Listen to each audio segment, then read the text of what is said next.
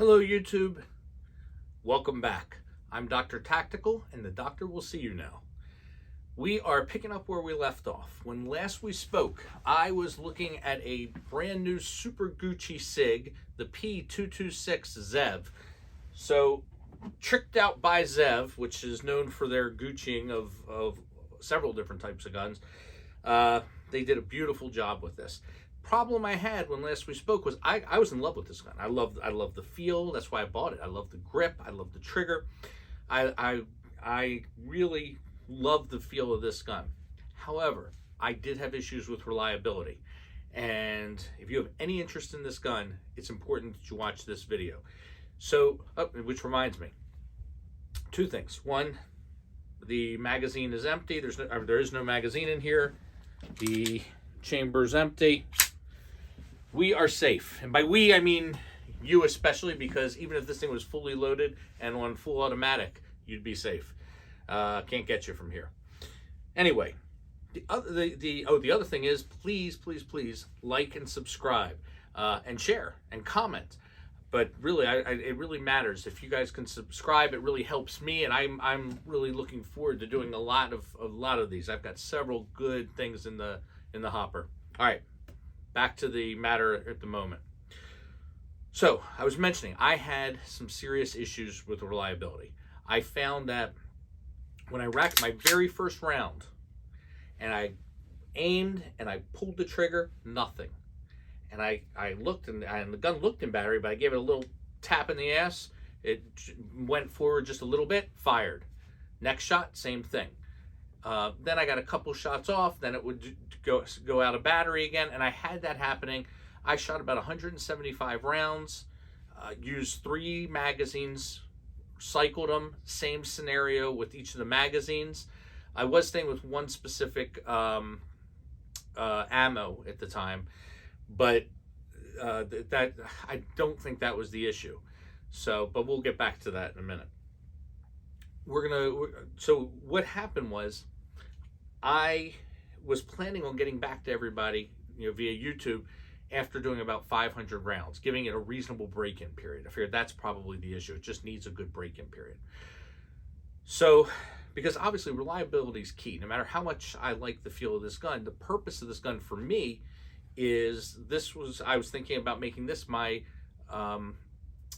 my carry optic gun in USPSA, or potentially, and home defense. It's a great home defense gun.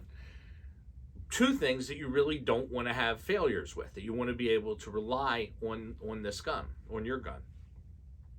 So the plan was do 500, get back to YouTube, tell you guys what's happening. Don't worry, I don't have a cameraman, so if you see the gun flagging around, you're safe, and there is a Hornady lock and load behind you, so it could be in danger. Anyway, that's just the press.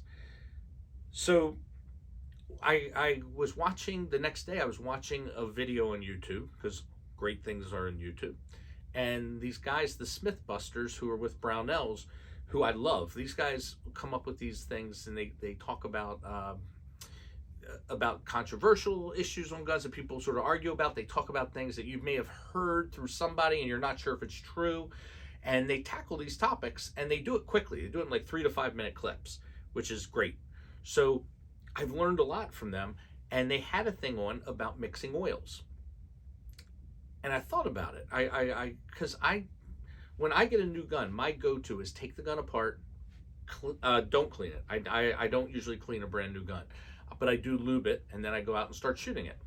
Now, my friend Lewis, who owns a company called Honey Bear Tactical, told me that you should clean the gun, because when they come from the factory, a lot of times there will be some little metal filings in here, or some spurs or burrs that are sort of stuck on the side of something, even with some of the high-end guns. And every time the gun cycles, you're rubbing those metal pieces in between, and it can affect the cycling of the gun.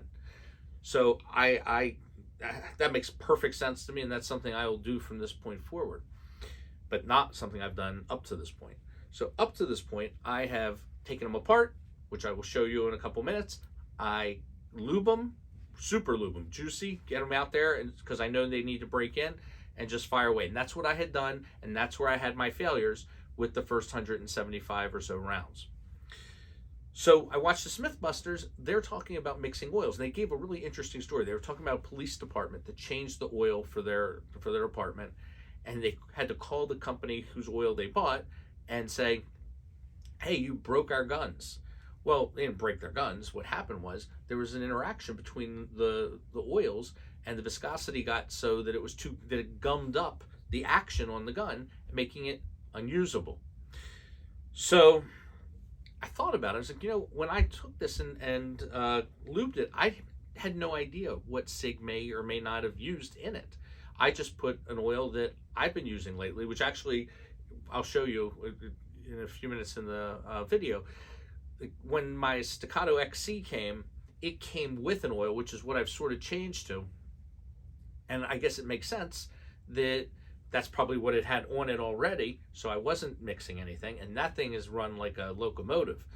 So I decided to take this apart, clean it, thoroughly clean it. I found some really interesting things. It answered some questions, and it raised some questions. And again, if you're interested in this gun at all, pay attention, watch this, because you'll see some of the things that I came across. So anyway, cleaned it out, lubed it with one consistent lube, and I'm going to show you what we found. So we're not going to go through every aspect of cleaning, but I just figured I'd give you guys a chance to see, the breakdown and what's inside. We're going to be using the Hoppe's Black gun cleaner, and the oil here is the high performance oil. I have used tons of stuff. In fact, let me see if I can lift it there. You can really see how that's just one of the shelves. I go through I've gone through a lot of phases. What's finally sort of settled me in on Hoppe's again, but going not just regular Hoppe's, but the black, the precision, is one of the gun companies I really respect and love. Is Staccato. The old STI. I have a XC that I absolutely love, and they sent it, and this company seems to really embrace the high end. And sure enough, the oil that they sent with their gun was the Hoppe's black precision oil. So I want to be fairly consistent across with the different firearms that I use. So that's what I go with. Okay, so let's break this down. So what we want to do is we're going to open her up and lock it back, and then just sort of swing that down to 90 degrees, move that out of the way. That should, forgot to unlock it. All right, so here we go.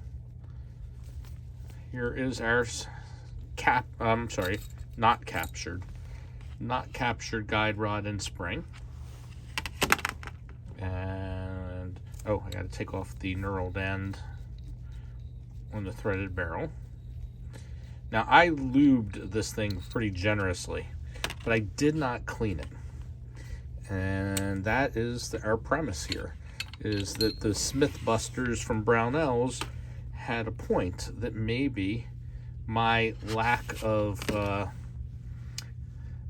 staying with the same oil. Although the truth is, I don't even know what oil Sig sends their guns out with.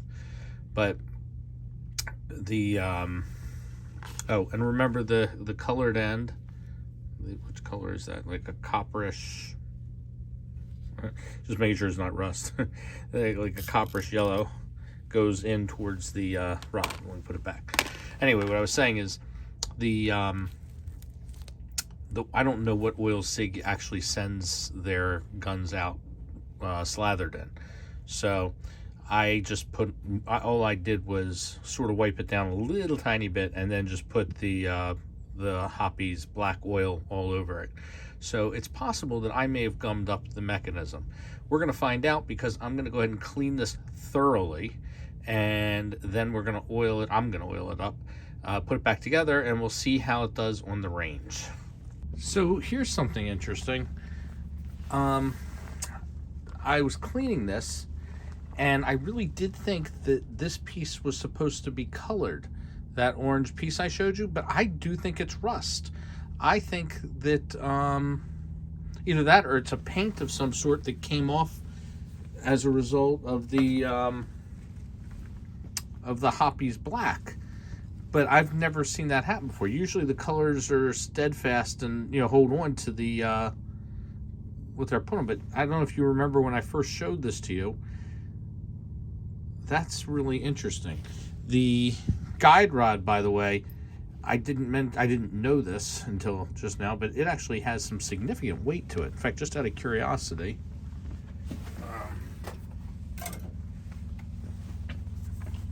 just curious what it is. Let's see.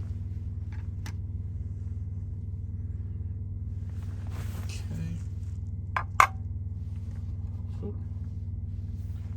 So, 1.1 ounce. All right, it's definitely heavier than the typical plastic.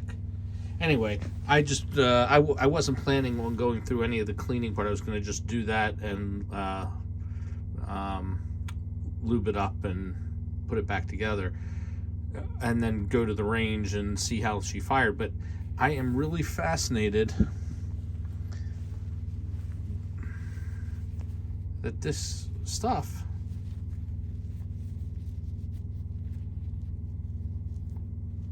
that coloration's coming off. I really think that may be rust, which is concerning me.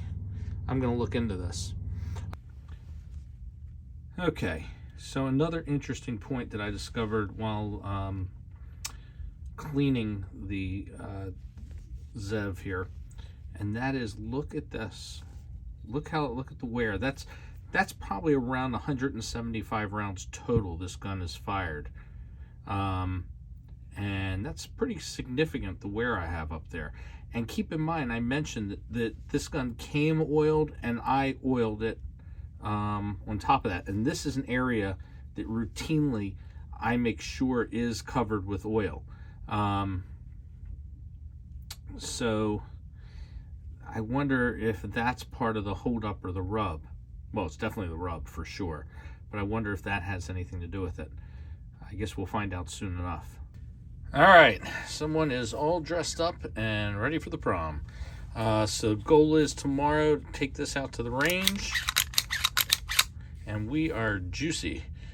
This is nice and lubed, and it is Hoppies and Hoppies only. I have thoroughly cleaned out anything other than the Hoppies. This thing was bone dry. Still a little concerned about that spring. I'm going to look into that. But everything else looks good and solid and feels nicely. I got to go by the Smith buzzers. I don't think I'm supposed to be racking and just letting go and letting it go home. The only time I do that's when there's a round in the chamber. Oh, wait a second. Or we could put a dummy in it. Let me do that. Hold on one sec. I'll also take a quick moment just to show that this came with 3 magazines. Actually, I had some people asking me about that because I never showed the magazines in the first one since everything was empty. And, of course, this is empty. So I also had somebody say, hey, you need to number your magazines so that if you're having that problem, you can make sure that it's not just one magazine that it's happening with more than another. I will tell you it was happening with all 3 of the magazines, but I did keep them numbered. So let's throw a not live round, just for anybody who's worried out there, into the magazine. And let's send it home and see how this goes. Well, that sure as heck went in the battery. Yes, it was a dummy. Whew. For anybody sweating it out there. Yeah, that went. Okay. So, and by the way, for anybody wondering whether the initial problem I had with going into battery was because the magazines were fully loaded, The answer is they were not, or they were initially, but I tried it with just one round, just like I just did, one live round though, in the magazine, and still had that same battery issue. So I'm kind of excited now. I think we may have gotten to the bottom of this as far as that aspect goes, because I really want to love this gun because it is beautiful and it feels spectacular. So let's, and I didn't mention how accurate it is. So we'll do some range shooting tomorrow, and anything that's not accurate will be because of me, I'm sure. But so far, this thing is really a nice gun. I just need to make sure that that battery issue is the result of that oil. Also, I gotta reach out to Sig and just check on the coloration of that spring. All right, we're all lubed up, ready to go. We'll see if just the one lube has taken care of the problem. My friend Lewis says this was a waste of time. It just needs to break in. All right.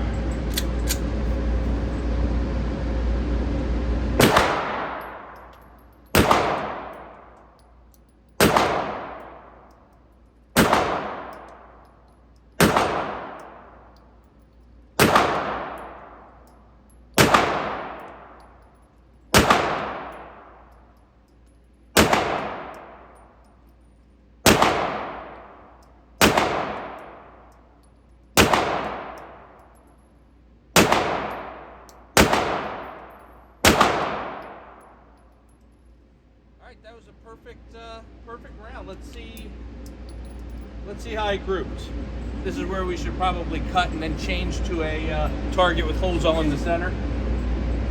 All right, that's on par for me for what I can do. And also the dot, I haven't really fine-tuned the dot, but all 15 went, not a hiccup. That's a big improvement over last time. Tell you what, let's try another mag.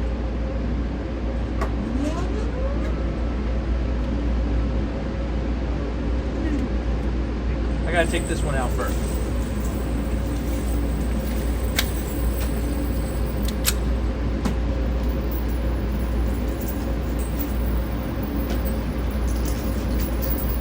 Battery, I am.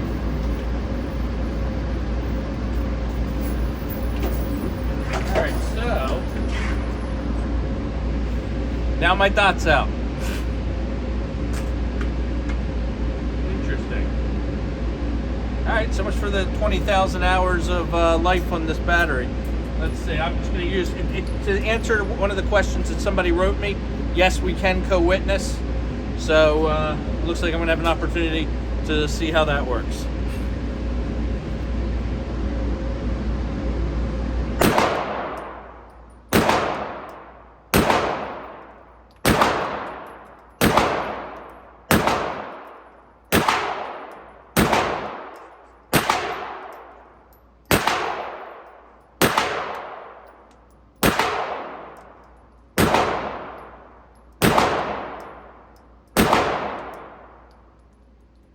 Another solid run without any hiccups. Went to battery each and every time.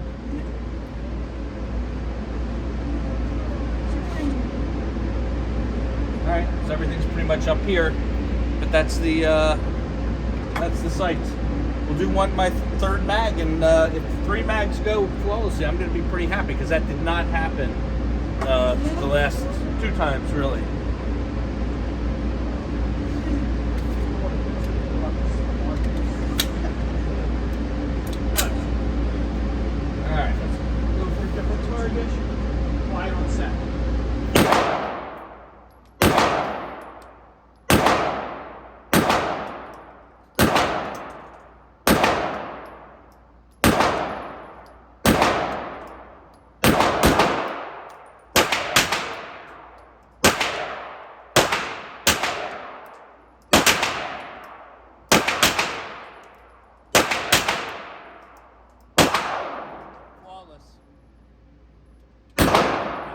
Landed, that's me.